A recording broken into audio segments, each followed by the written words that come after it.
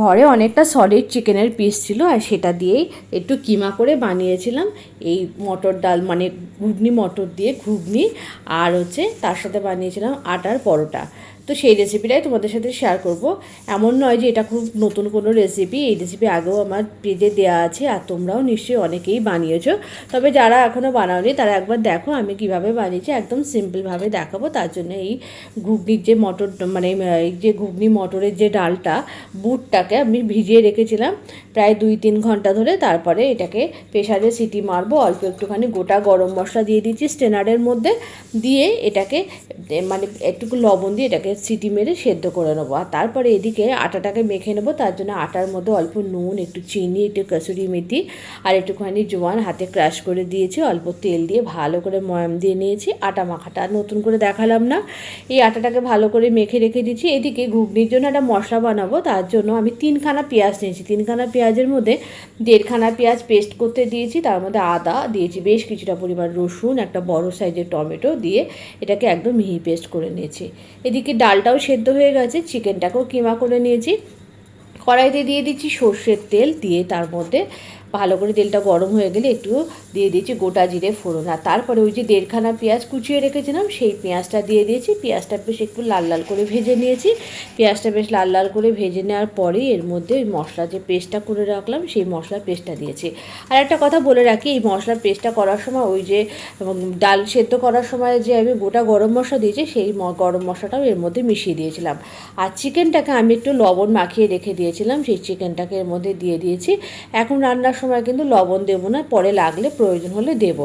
দিয়ে দিয়েছি হলুদ, একটু কাশ্মীরি রেড চিলি পাউডার দিয়ে ভালো করে চিকেনটাকে একটু কষিয়ে নিয়েছি।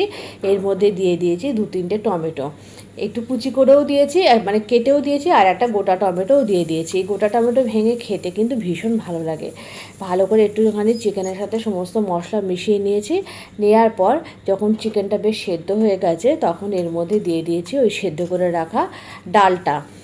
এই মানে ঘুগনিটা রান্না করাটা এমন কিছু নতুন ব্যাপার নয়, তবে আমি কিভাবে রান্না করি সেটাই তোমাদের সাথে শেয়ার করলাম। এরপরে এই সেদ্ধ ডালটা এর মধ্যে দিয়ে দিয়েছি, দিয়ে খুব ভালো করে নাড়াচাড়া করে সমস্ত চিকেনের সাথে মিশিয়ে নিয়েছি। খুব সামান্য একটু জল অ্যাড করেছি, আর এর মধ্যে দিয়ে দিয়েছি টেস্ট মেকার, যে চানা মশলা পাওয়া যায় সেই চানা মশলাটা দিয়েছি। আর এই সময় একটুখানি লবণ অ্যাড করেছি, মানে প্রয়োজন অনুযায়ী লবণ অ্যাড করেছি। লবণটা পরে অ্যাড করেছি যেহেতু চিকেনে লবণ দেওয়া ছিল, আর ডালটা সেদ্ধ করার সময়তেও লবণ দেওয়া ছিল। তারপরে সমস্ত কিছু মিশিয়ে খুব ভালো করে ঢাকনা চাপা দিয়ে ডাল এবং চিকেন আর একটুখানি ভালো করে সেদ্ধ করে একটু মাখো মাখো করে নিয়েছি।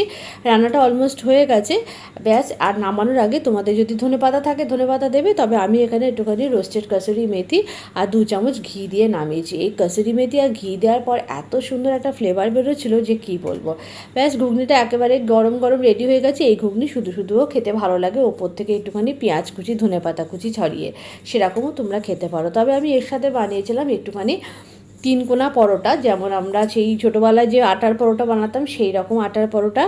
আর তারপরে এর সাথে নিয়েছিলাম একটুখানি সিমুই পায়েস। রেসিপিটা তো তোমাদের সাথে আগেই শেয়ার করেছি, লাচ্চার সিমুই আর ভাজা সিমুই দিয়ে সিমুই বানিয়েছিলাম। এরপরে পরোটাগুলোকে বেশ লাল লাল করে, আমরা একটুখানি কড়া পরোটা খেতে পছন্দ করি, লাল লাল করে বেশ একটু কড়া কড়া করে ভেজে নিয়েছি। ব্যাস, একদম রেডি হয়ে গেছে গরম গরম পরোটা, ঘুগনি আর সিমুই পায়েস। কেমন লাগলো আজকে এই রেসিপিগুলো তোমরা অবশ্যই কিন্তু কমেন্ট করে জানাবে। যদি ভালো লেগে থাকে অবশ্যই লাইক করবে। আর একেবারে গরম গরম সার্ভ করে নিয়েছি।